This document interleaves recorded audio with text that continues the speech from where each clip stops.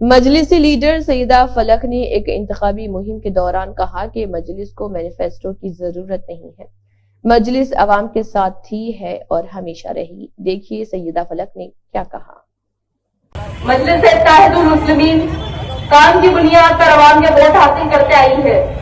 آج ضرور پورے ملک میں مجلس کی ایک الگ پہچان ہے۔ لوگ حیدرآباد کو اویسی کا شہر بولتے ہیں، لیکن آپ کی اپنی اس جماعت کو آگے بڑھایا، اسے مضبوط کیا۔ یہاں کی عوام نے اپنی محبت سے، اپنے دعاؤں سے، بھروسے سے اور اپنے ووٹ سے۔ مخالفین مجلس بہت بولتے ہیں، سوال کرتے ہیں کہ آخر مجلس کا مینیفیسٹو کیا ہے، بتاؤ مجلس کو مینیفیسٹو کی کیا ضرورت ہے؟ مجلس عوام کے ساتھ تھی ہے اور ہمیشہ رہے گی۔ کیا آپ لوگوں نے نہیں دیکھا جب کووڈ تھا تو اپنی جانوں پہ کھیل کر مجلس کے لیڈر عوام کے ساتھ تھے، لوگوں تک آکسیجن سلنڈر پہنچائے، لوگوں کو علاج کے لیے مدد کی۔ جب لاک ڈاؤن تھا تو مجلس نے کئی ضرورت مند لوگوں کی مدد کی۔ اکبر صاحب کی نگرانی میں ہزاروں لوگوں میں راشن کٹ تقسیم کیے گئے، لوریاں بھر کے سامان نکلتا تھا۔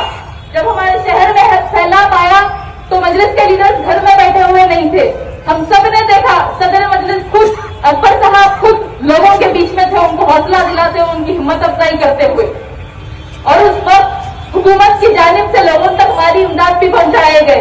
اس وقت مجلس کی جانب سے جن کے دکانیں ڈوب گئی تھی ان کے دکانوں میں نئے سامان ڈلوائے گئے، جن کے آٹو ڈوب گئے تھے ان کو نئے آٹو دلائے گئے، کپڑے، بستر، برتن، راشن، ہر طریقے سے لوگوں کی مدد کی گئی۔ اور مجلس اتحاد المسلمین نے یہاں ڈیولپمنٹ کا بھی کام کیا، رینوویشن کا بھی کام کیا، روڈ وائڈنگ کا بھی کام کیا۔ یہاں خود پورے حلقے میں بھی اویسی اسکول آف ایکسلنس کھولا گیا۔ اور اکبر صاحب کے ریکمنڈیشن پر حکومت نے ایس آر ٹی کالونی میں کمیونٹی ہیلتھ سینٹر کھولنے کی منظوری کی۔ آج مجلس اتحاد المسلمین کے ریپرزنٹیشن پر حکومت کی جانب سے مائنورٹیز کے لیے کئی نئے ویلفیئر اسکیمز نکالے گئے۔ آج شہر حیدرآباد میں مجلس نے علم کو روشن کیا۔ جب پارلیمنٹ میں CA/NRC بل کو لایا گیا تھا تو مجلس نے حکومت سے مطالبہ کیا اور پھر تلنگانہ اسمبلی میں CA/NRC کے خلاف ریزولوشن پاس ہوا۔ جب ہمارے شہر حیدرآباد میں گستاخ رسول کے خلاف احتجاج ہو رہے تھے تو مجلس کے لیڈر عوام کے ساتھ احتجاج کرتے ہوئے نظر آئے۔ اور حیدرآباد تو چھوڑو، پورے تلنگانہ میں جہاں کہیں بھی ہمارے لوگوں کے ساتھ اگر کوئی حادثہ ہوتا ہے تو مجلس کے لیڈر سب سے پہلے وہاں پہنچ جاتے ہیں۔ سیکریٹریٹ کی مسجد کو انلیگلی ڈیمولش کیا گیا، لیکن پھر مجلس کے ریپرزنٹیشن پر پھر سے دوبارہ اسی جگہ خوبصورت مسجد کو بنایا گیا۔ آج مجلس کے ریپرزنٹیشن پر ایک اسکیم کا آغاز ہوا۔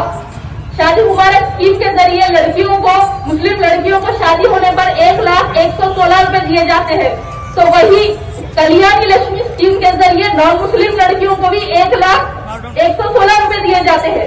لیکن آج کانگریس نے اپنے مینیفیسٹو میں یہ وعدہ کیا کہ وہ صرف کلیانی لکشمی اسکیم میں 10 گرام سونے کا اضافہ کریں گے، شادی مبارک اسکیم میں نہیں، صرف کلیانی لکشمی اسکیم میں۔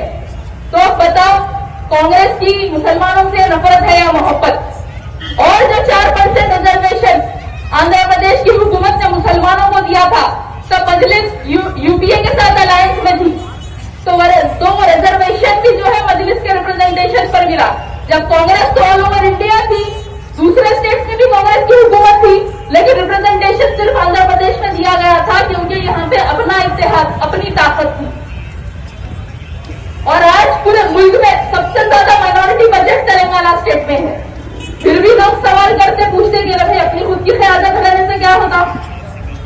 دوسرے اسٹیٹس میں مائنورٹی بجٹ تو چھوڑو، ریزرویشن تو چھوڑو، کوئی اچھا کام تو چھوڑو، وہاں کے مسلمان، وہاں کے مائنورٹی سکون سے جی بھی نہیں سکتے، ان کو مارا جاتا ہے، جیلوں میں ڈالا جاتا ہے، ہر چیز پر پابندی لگائی جاتی ہے۔ آج BJP نے ہر جگہ زہر گھول دیا ہے۔ یہاں پہ تلنگانہ میں BJP کے لیڈرز بول رہے ہیں کہ اگر تلنگانہ میں BJP کی حکومت بنتی ہے تو بھارت ماتا کی جے نہ بولنے والوں کا وہ انکاؤنٹر کر دیں گے، گھروں پر بلڈوزر چلائیں گے، مسلم ریزرویشن ختم کر دیں گے، یونیفارم سول کوڈ لائیں گے۔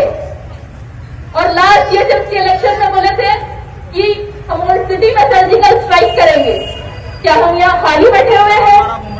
ہم پھول بھی ہے، تلوار بھی ہے، ہمیں خوف نہیں، عزیزوں کا ہم حسینی مزاج رکھتے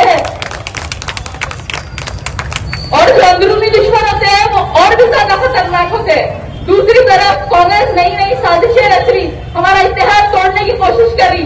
अगर नफरत के बाजार में कांग्रेस मोहब्बत की दुकान चलाने का वादा करती है, तो क्या कांग्रेस की हुकूमत में मुसलमानों को जेल में नहीं डाला गया? क्या कांग्रेस की हुकूमत में फसादात नहीं हुए? क्या कांग्रेस की हुकूमत में मुसलमानों का कत्लेआम नहीं हुआ? क्या कांग्रेस की हुकूमत में बाबरी मस्जिद के ताले नहीं खोले गए? क्या कांग्रेस की हुकूमत में बाबरी मस्जिद की शहादत नहीं हुई? क्या यूएपीए कानून में कांग्रेस का कोई हाथ नहीं? क्या एनपीआर को कांग्रेस ने नहीं इंट्रोड्यूस किया था? क्या यूनिफॉर्म सिविल कोड को कांग्रेस ने नहीं इंट्रोड्यूस किया था? क्या कांग्रेस के लीडर नरसिम्हा राव ने नहीं कहा था कि मुसलमानों के कानों में शीश भर दो? क्या मौजूदा तेलंगाना कांग्रेस का सदर का ताल्लुक आरएसएस बीजेपी से नहीं है? सुनने वाली मेरी माँ और बहनों, मेरे भाइयों, ये हमारी जमात, ये हमारा इत्तेहाद हमारे बड़े बुजुर्गों की देन है।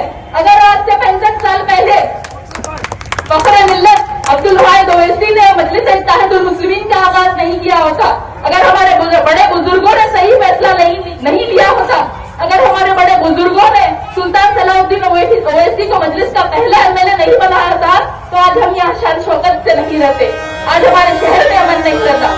तो आप लोग बहरूपियों के, मुनाफिकों के, मुखालिफों के बहकावे में मत जाइए। या कुछ पूरे में ना गैस ना वैस, सिर्फ पतंग